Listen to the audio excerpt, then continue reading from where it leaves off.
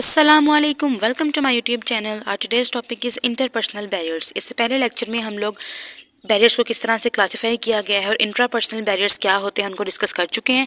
आज हम लोग इंटरपर्सनल बैरियर्स को डिस्कस करने जा रहे हैं। तो स्टार्ट करते हैं अपने टॉपिक को।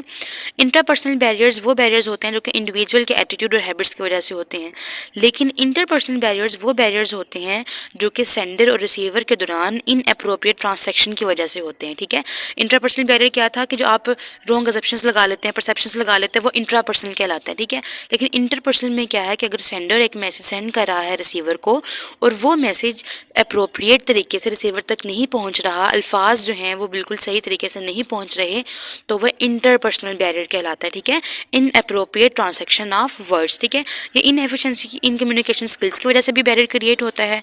उसके अलावा negative aspects nurturing in the climate. ठीक है, अब मजीद जो इसके रीजंस हैं वो हम लोग आगे देख लेते हैं। Reasons of interpersonal barriers, limited vocabulary है। ठीक है, आप वोकैबुलरी को बहुत लिमिटेडली इस्तेमाल करते हैं। Incognity of verbal and non verbal messages है। Emotional outburst, communication selectivity, cultural variations, poor listening skills and the last one is noise in the channel. अब आगे हम लोग इसको डिटेल में डिस्कस कर लेते हैं। सबसे पहले हमारे पास लिमिटेड वोकैबुलरी। अगर आपके पास लिमिटेड वोकैब है तब भी आप अपने मैसेज को क्लियरली रिसीवर तक नहीं पहुंचा सकते। ठीक है, जो लिमिटेड वोकैबुलरी होती है ये मेजर रेजिस्टेंस, ये मेजर हिंड्रेंस क्रिएट करती है आपकी कम्युनिकेशन के अंदर। और ये जो रेजिस्टेंस होती है, ये जो हिंड्रेंस होती है आपकी इफेक्टिव कम्युनिकेशन में क्या कर देती है, एक रुकावट पैदा करती है और उसको मिस कम्युनिकेट कर देती है रिसीवर तक, और रिसीवर उसको ईजिली अंडरस्टैंड नहीं कर पाता। ठीक है, तो गुड वोकैबुलरी का होना बहुत ज़्यादा ज़रूरी है ताकि आप अच्छे से कम्युनिकेट कर पाएँ। और अगर आप गुड वोकैबुलरी इस्तेमाल नहीं करेंगे, लिमिटेड वोकैबुलरी होगी, तो मिसअंडरस्टैंडिंग क्रिएट होगी और रिसीवर आपकी बात को कभी भी अच्छे तरीके से समझ नहीं पाएगा। सेकंड है हमारे पास incognity of verbal and non verbal messages. Incognity का मतलब होता है आउट ऑफ प्लेस। ठीक है, कि कोई भी ऐसी चीज़ जो उस वक्त की सिचुएशन पे या लोकेशन पे फिट ना हो रही हो।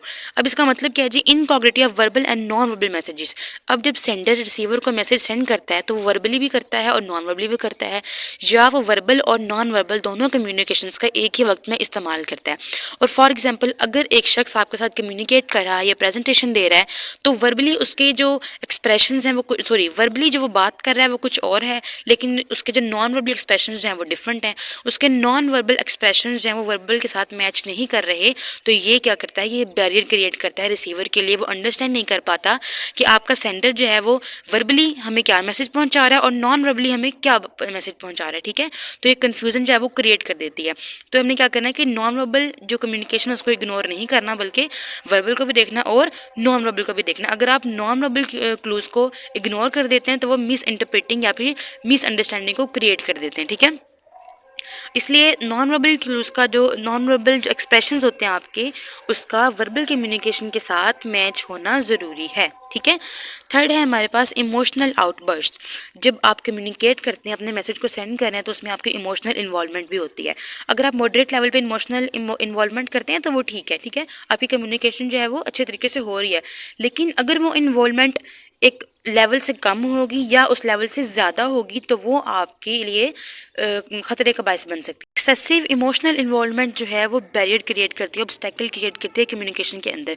फॉर एग्जांपल आप कम्युनिकेट कर रहे हैं, कम्युनिकेशन करते करते आप एकदम से हाइपर हो जाते हैं। ठीक है, आप गुस्सा बहुत ज़्यादा करने लगते हैं, तो वो क्या है, आपकी एक्सेसिव इमोशनल इन्वॉल्वमेंट होगी। लेकिन अगर आप ज़्यादा ही पोलाइट हो जाते हैं, ज़्यादा ही लाइट तरीके से बात करते हैं, तो वो क्या हो जाता है कि आपकी जो इमोशनल इन्वॉल्वमेंट है वो कम हो जाती है। ठीक है, तो आपने एक मॉडरेट लेवल पे अपने इमोशनल जो इन्वॉल्वमेंट है उसको रखना होता है ताकि रिसीवर तक मैसेज जो है वो अच्छे तरीके से कन्वे हो पाए और वो आपकी बात को अंडरस्टैंड करके आपको फीडबैक प्रोवाइड करे। ठीक है, नेक्स्ट है हमारे पास कम्युनिकेशन सेलेक्टिविटी। ठीक है, अब एक सेंडर मैसेज सेंड कर रहा है रिसीवर को, लेकिन रिसीवर उस मैसेज को कम्प्लीटली नहीं सुन रहा, बल्कि उसके कुछ हिस्से को जो है वो सुनता है, उसको अंडरस्टैंड करता है, लेकिन बाकी हिस्से को वो छोड़ देता है।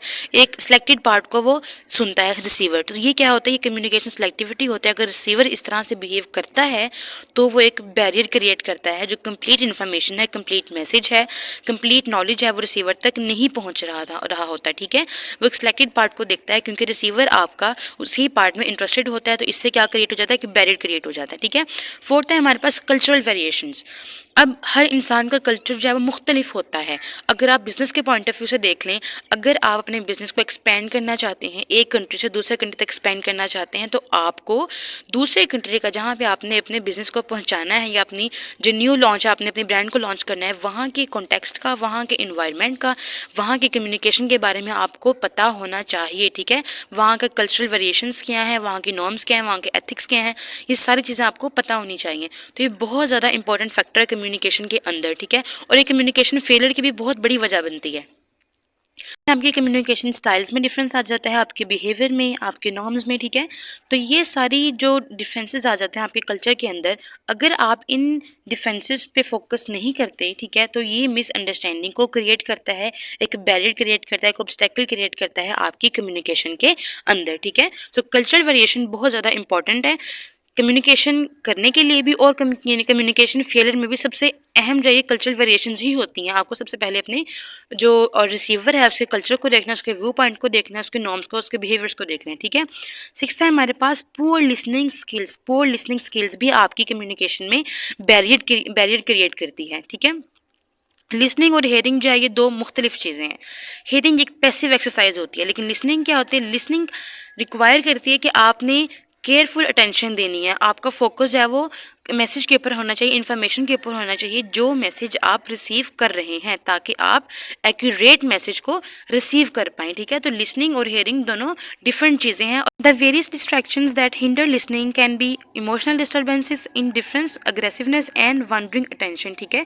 ये सारी चीज़ें जो हैं आपकी लिसनिंग को इफेक्ट कर सकती हैं कि अगर आप मैसेज रिसीव कर रहे हैं तो ये चीज़ें आप क्या करती हैं, आपके कम्युनिकेशन में बैरियर क्रिएट करती हैं, जिसकी वजह से पुअर लिसनिंग जो है वो आप करते हैं, ठीक है। सेवंथ हमारे पास आ जाता है जी नॉइस इन चैनल।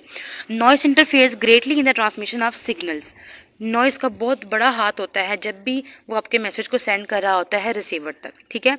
नॉइस एक ऐसी अनवांटेड बैरियर भी कह सकते हैं कि जो आपकी कम्युनिकेशन को बेहतर तरीके से सेंड नहीं करता। ज़रूरी नहीं है कि वो नॉइस जो है एक मिक्सचर ऑफ साउंड ही हो, बल्कि कोई भी ऐसी चीज़ जो कम्युनिकेशन में रुकावट पैदा करती है वो एज अ नॉइस कंसिडर की जाती है, ठीक है। ये नॉइस जो है हिंड्रेंस और रेजिस्टेंस क्रिएट करती है in the flow of communication, ठीक है।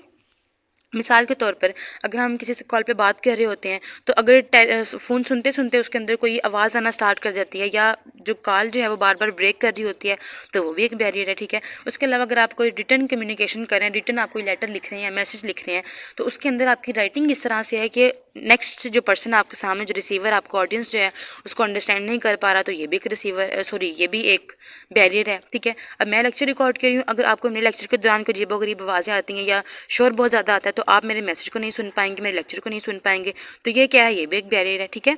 सो जो इंटरपर्सनल बैरियर्स थे वो क्या थे, उनके रीजंस कौन कौन से थे, उनको हमने क्लियरली डिस्कस कर लिया है। अगर आपको कोई भी डाउट है, कोई भी क्वेश्चन है, तो आप मुझे कमेंट सेक्शन